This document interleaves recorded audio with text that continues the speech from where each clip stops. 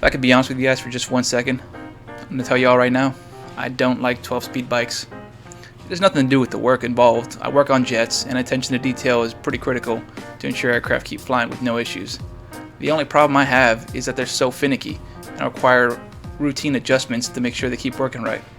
And to be fair, these are the only drivetrains that I've ever had an issue on. Now when I say issue, I don't mean the actual use of it. They climb well, they descend well. Honestly, this is my go-to bike for any situation that I don't know what I'm going to run into. And the bike's been great.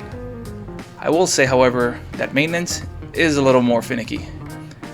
Whenever I'm on the largest gear on this 12-speed bike, this bike actually has an issue of dropping the chain 2 full gears.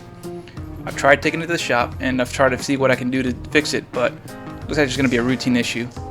On a 9-speed, however, I really don't have that same issue. The chains are thicker, the cassette's thicker. Honestly, it works fine. It has everything that I need.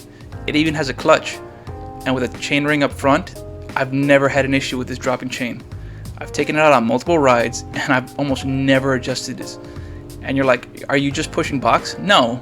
I've had a SRAM GX on the Bolinas Ridge also, and I've had also very little issue. At the same time, I've done very little maintenance aside from cleaning and lubing up the chain. The bike itself holds up great too. I just don't have the issues that I have on 12-speed bikes that I have with 9 or 10 speeds. But at the same time, that's not to say that I don't like the bike. The bike has been great and it performs well. It's just me personally, I don't like all the extra maintenance that comes with 12-speed bikes. If you enjoyed this video, let me know. Share your thoughts. Thanks for watching and have a great day.